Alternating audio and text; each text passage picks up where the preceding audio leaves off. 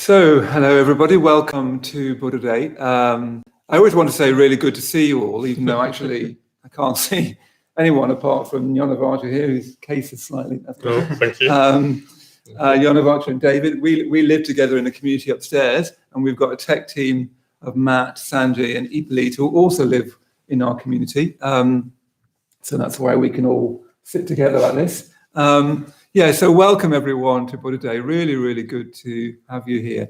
We've just had this wonderful gratitude meditation followed by breakout groups, and we had people from all over the world in the breakout groups on Zoom. Really, really lovely to meet people and talk and interact like that. So yeah, really, really good. So we have a whole day of celebrations for Buddha Day today. We're going to be meeting the Buddha in our imagination, and I'll say something about that in a moment, and I'll say something about why David behind me has his squeeze box. But I'll say something about that in a moment, and then there'll be lunch. I'm afraid you'll need to make your own lunch today. Normally at Buddha Day we try and provide lunch, but we can't do that.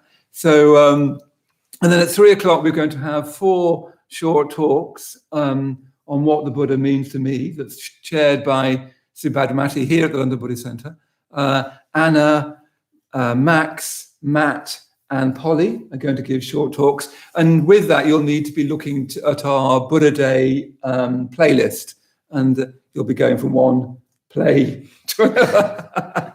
Every time I talk about these things, I don't completely know what I'm talking about, but I'm sure most of you do. Anyway, there's a Buddha Day playlist on our YouTube channel. And then after that, there'll be a short meditation from 5 till 5:30 led by Subhadramati again on YouTube Live, we're going to be just bringing to mind the Buddha, imagining, even visualizing the Buddha to celebrate Buddha Day.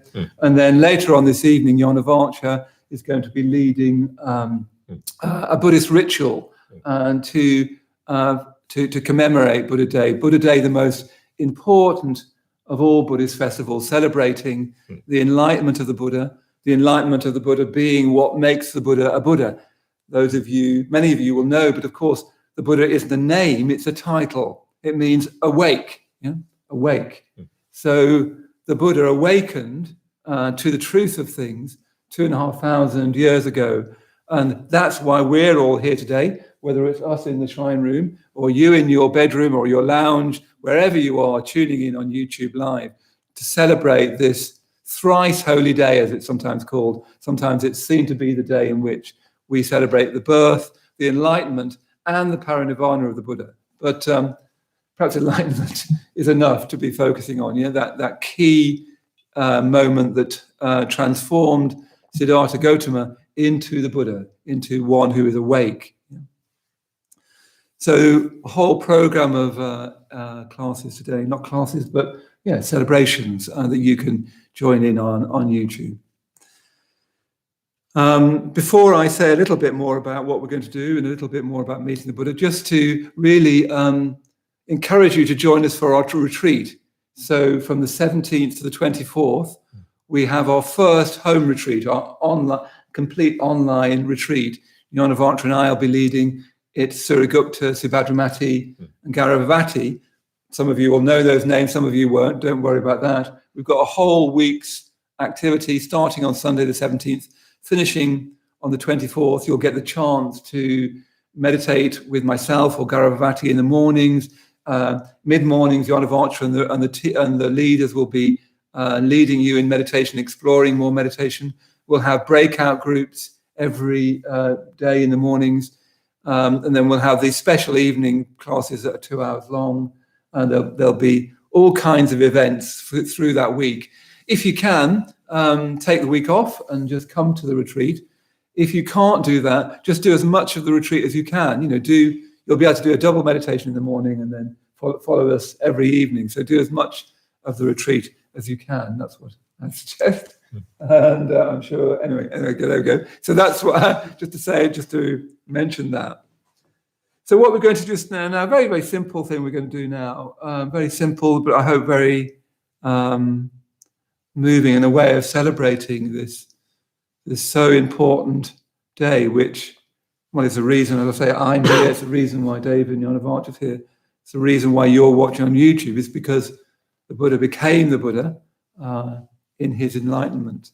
And we're going to be doing something very simple. We'll just have these readings from the Maitreyabandhu Sutra. The Maitreyabandhu Sutra tells the Buddha's life story, but in much more mythic, symbolic terms. It's not like the early tellings, which is actually the earliest tellings are very, very straightforward. It's interesting that Buddhism moves from history into myth, not myth into history. So the earliest accounts are actually just very, very straightforward. I realized this, I left home, I did this. Very, very straightforward comparatively. So anyway, these later texts that have come down to us, probably collected over an immense period of time, gradually forming this text, Maitreyabandhu, tell the story in a much more symbolic, richer, imaginative, mythic way. But that's not just coloration, local coloration. That's not just pretty pictures. It's trying to, through those images and symbols and story, it's trying to help you feel the universal significance of the Buddha's enlightenment, not just tell you from the outside, as it were, what literally happened, but communicate in myth, in symbol, in story, in the sheer beauty of the descriptions. It's a shame we won't have enough time to read great sections of it, but in the sheer beauty and drama of the descriptions, if you can really attend to that with an open heart, with an open mind, without that kind of modern, sophisticated, but hang on, that can't be true sort of thing. If you can be like a child again, listening to a story and just be open to the story, you'll start to get a feel, I'm sure, for what the enlightenment means. I know that you will. Even when I re-looked at this preparing for today, as soon as you hear the language of the sutra, you get this beauty and majesty of the sutra. And just what I'd suggest you do as we do this morning, that you just sit there. If you've got a cup of tea, that's fine. Just sit there quietly and just close your eyes and listen to the story. And the story is going to be embellished, enriched by David here playing his squeeze box. Has he got a different name? Accordion. I was thinking that's not quite. It's a lovely thing. Yeah. Anyway, accordion. Thank you, David. He'll be just playing a little, just because music. Gosh, music can communicate so much. Again, music is about the feel of life. There is life, and then there's music. It's like human beings have created music to tell you, not to tell you, but to directly communicate the feeling of living, not the facts of it, not the narrative of it, not the words of it, but what does it feel like? That's what music is always trying to do, communicate life's inner feeling. And it's therefore as truthful, as accurate, as trenchant as any fine argument. It's telling you, it's communicating directly to your heart how it feels like to be alive in this world. Even in this difficult time, we had somebody from Mumbai in our breakout group just now talking about people dying in the streets. Something that, I'm living, here we are in Bethnal Green, in the London Buddhist Centre in England, and, we walk to the park and it's like, bank holiday weekend. So we're in this strange time. But music touches your heart and how we live just now. So Buddhism thinks of the mind as a sense. It thinks of the mind itself as another sense. You have smell, taste, touch, and so on. But you have the mind. So what I think that we could take from that is that your mind, if you think of someone, it's not just that your mind, as it were, reaches out and touches them. Yeah, I think that's one way of understanding this Buddhist idea that your mind is a sense, so that your mind is a sense, so it can reach out and touch someone. So when I think of Maitreyabandhu who's upstairs, as soon as my mind thinks about him, I sort of touch him in my mind. Yeah. And in listening to this sutta, these just short sections of the sutta, and then we'll have a mantra at the end of that, the Shakyamuni mantra, which is just saying the Buddha's name again and again, just saying his name, just like I say Paramabandhu, or I don't know, you say Michael Jackson, and there he is. He's touched in your mind. You've touched him in your mind. You've apprehended him. Yeah? So just by listening to this sutra, you'll meet the Buddha. If you just open to that, open to the words, open to the music, open to the images, you'll meet the Buddha in your mind. So let's set ourselves up. I would suggest that you just sit comfortably in your chair. This will last about half an hour, something like that, and we'll see how we go. We can go a bit over time if we need to. So set yourself up so you're comfortable, so you can relax, and you just close your eyes and you're just going to listen to a story, like any story you did, like those stories your parents might have told you when you were a child.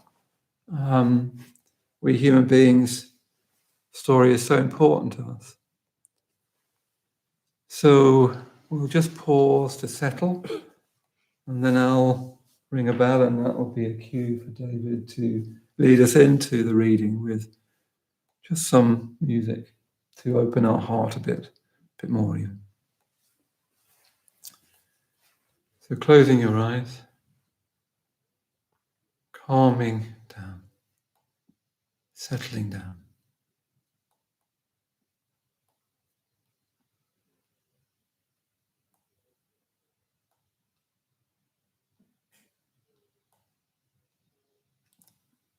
Calming your body, calming your mind.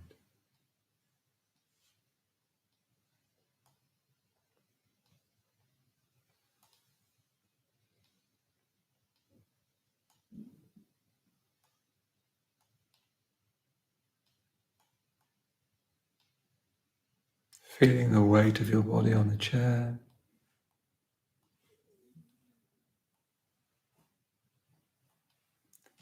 Your feet on the floor.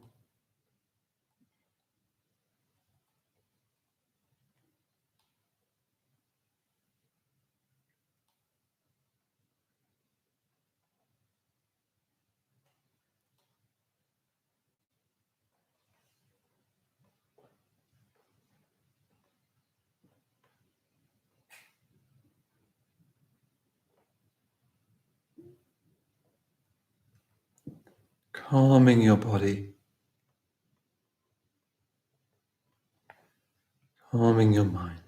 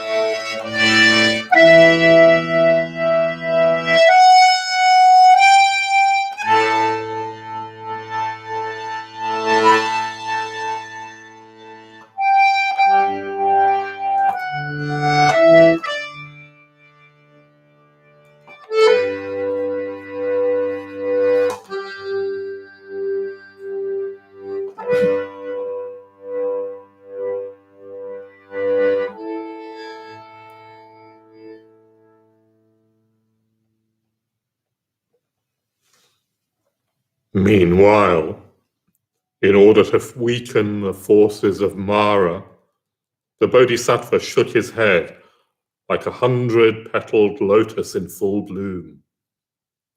Seeing this, the demon fled, for he thought that he saw his army vanish within the Bodhisattva's mouth. From a safe distance, he reconsidered, thinking that this could not be, and so turned back. Returning to his followers, he hurled projectiles at the Bodhisattva. But even when he threw mountains like Meru, they were transformed into a canopy of flowers and celestial palaces. From the attackers' eyes came the venom of serpents. From their breath came poisons and flames. But the flames hovered over the Bodhisattva like a circle of light.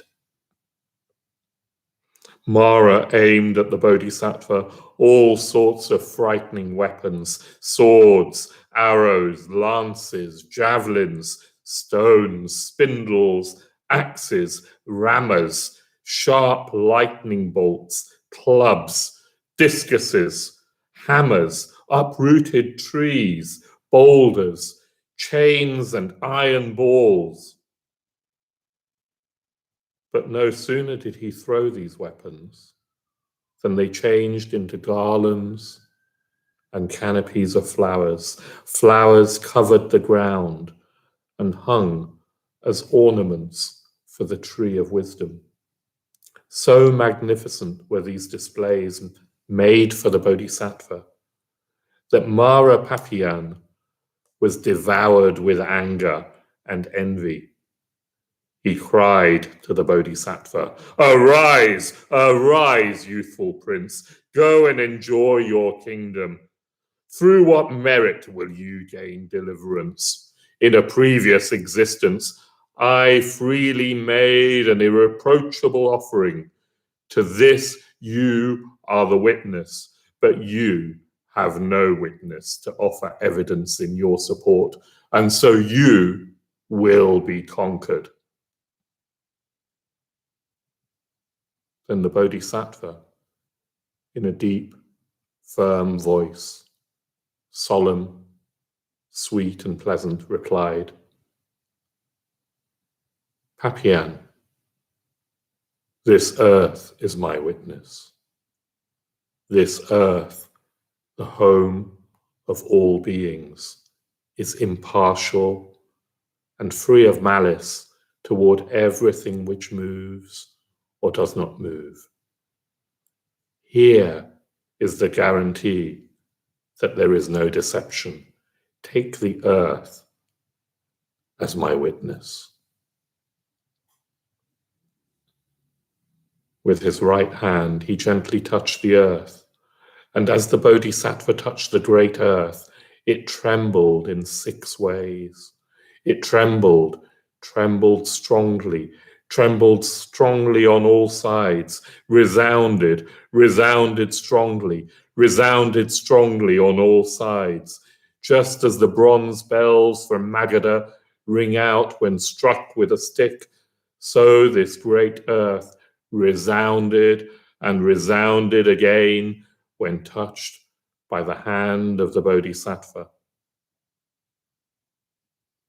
Then the goddess of the earth, the goddess named Stavara, surrounded by a following of 100 times 10 million earth goddesses, shook the whole great earth.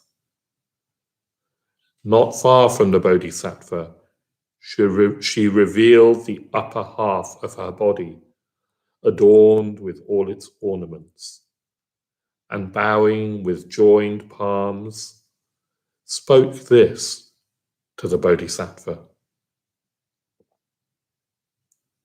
"Just so, great beings, it is indeed as you have declared.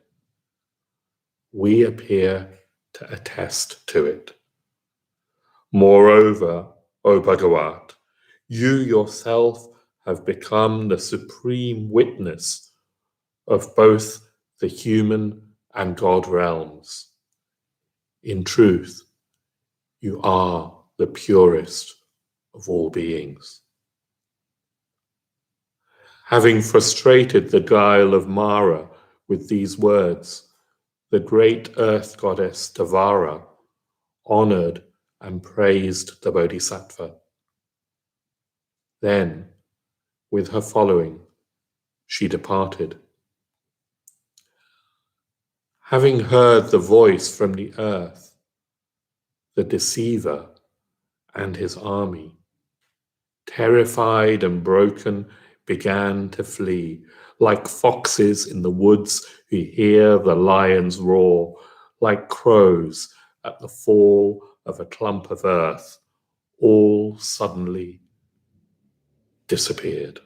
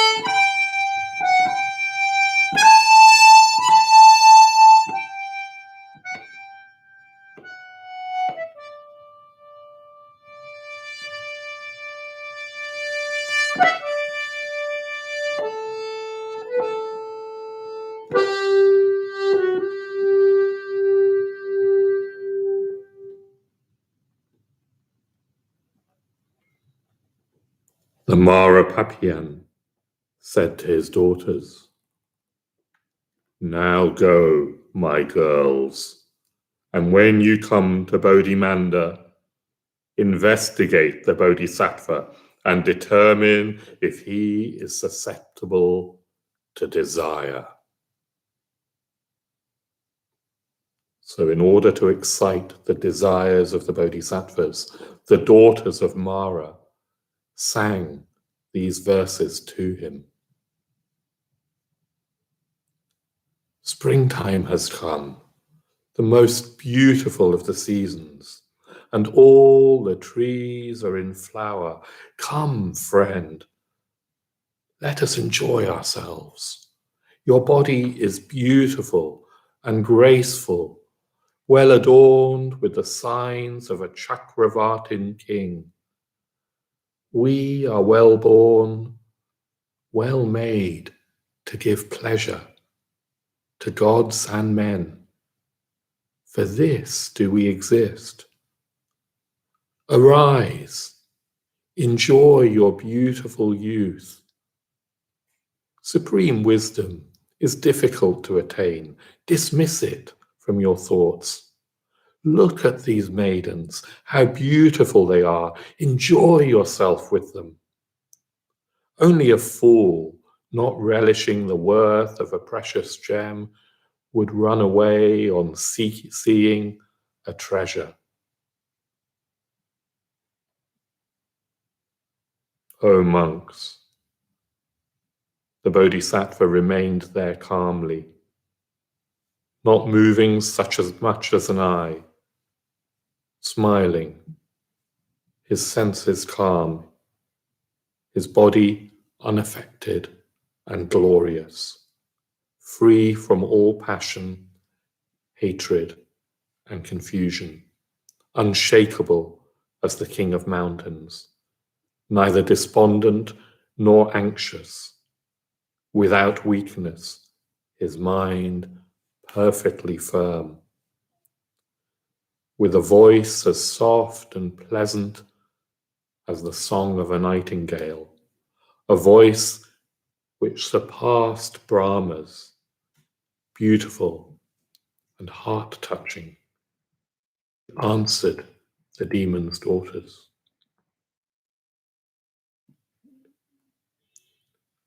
Desires collect much suffering. Desires indeed are the root of suffering. Like the man who has drunk salty water, the one who nourishes desires finds his thirst increasing endlessly. Indulging in the passions, he is useful neither to himself nor to others.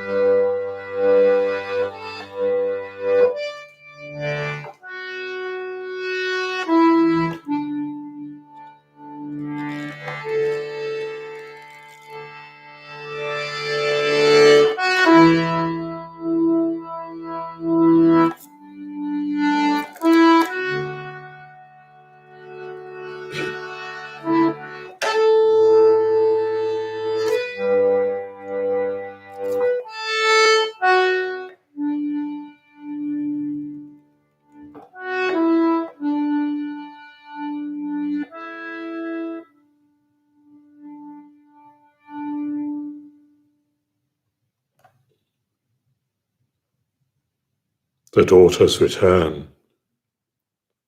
The demon, however, does not turn away, but cries, "Kill, strike, tear him to pieces. Do not let him live. If he delivers himself, he will deliver others from my realm. If the Shramana hopes for salvation, he must arise. He must depart." The Bodhisattva replies, "Mount Meru, the king of mountains, could wander from its base. All beings could cease to exist. The multitude of stars, the moon, and the planets could all fall from the sky to the earth. All beings could be united in a single thought, and the great ocean dry up before a being such as I once arrived at the foot of the king of trees would turn aside."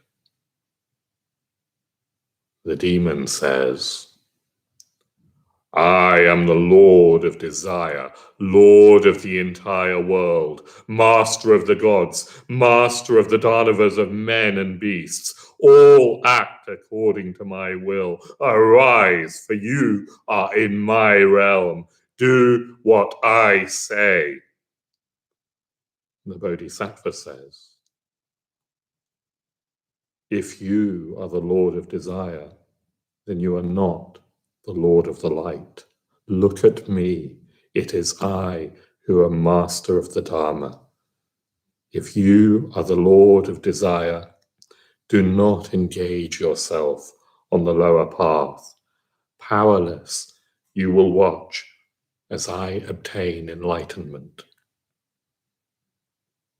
The demon says, what are you doing all alone in the forest, Shramana?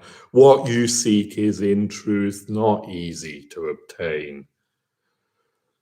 Bruhus and Angaras and others, even after great effort in austerities, did not obtain this supreme dignity.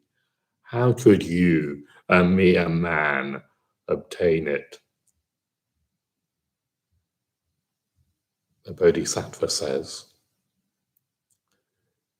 the austerities practiced by the rishis were not preceded by knowledge of the truth. Their practices were meaningless. The rishis' minds were dominated by anger and desire for the realm of the gods. They persisted in the idea that the self is both permanent and impermanent. They persisted in the idea that liberation is a place where beings go. Some say that life lacks a genuine purpose. Some have no definite beliefs. Others believe in narrow dogma, and others in eternalism. Some say that one who has a body is without a body. Some believe in virtue, some in non-virtue. Some believe in a creator. Others believe there is no creator. Having today upon this seat, after having vanquished you, conquered you, your pride and your army, I will obtain pure enlightenment. Then to all beings now and in the future, I will show nirvana, the cool nature of peace and tranquility, free from all suffering.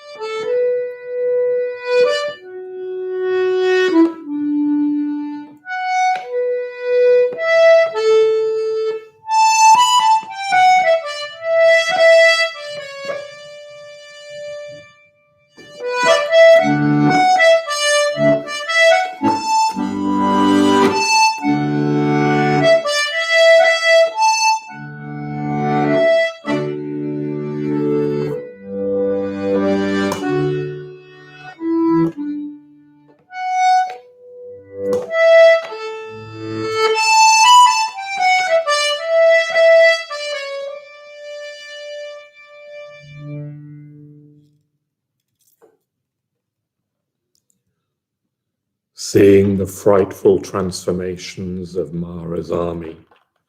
The pure being recognizes them all as a product of illusion. There is no demon, no army, no beings. There is not even a self. Like the image of the moon in the water, the cycle of the three worlds is misleading. There is no I, no man, no woman, and no self, no ear, no nose, likewise no tongue and no body. Substances arise by depending on each other, free from a creator or one who perceives.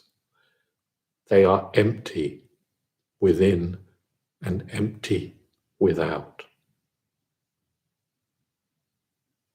With words of truth, he declares the truth that all substances are empty, and that all the yakshas who have submitted and conformed to discipline now see garlands of flowers in the hands of those who had weapons. This is the truthful discourse given by the one whose words are always truthful.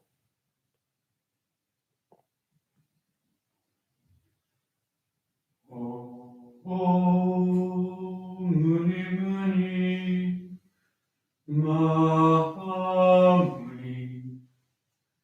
Shakyamuni Swaha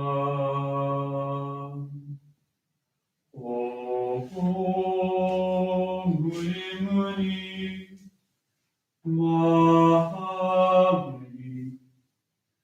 Shakyamuni Swaha.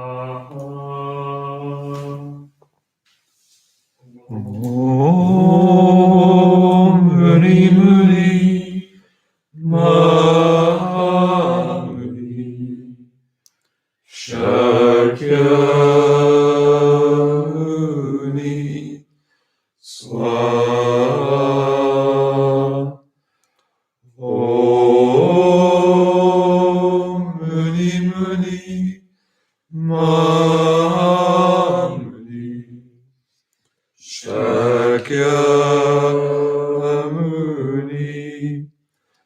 Swaha.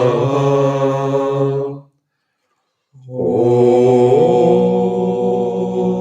Muni Muni Mahamuni Shakyamuni Swaha. Om Muni Muni Mahamuni Shakyamuni Swaha. Om Muni Muni Mahamuni Shakyamuni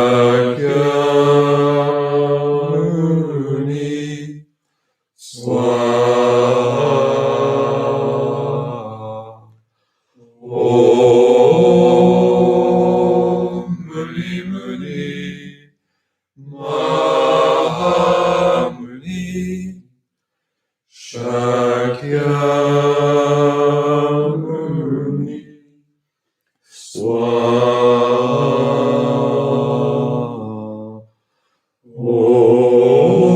Muni Muni Mahamuni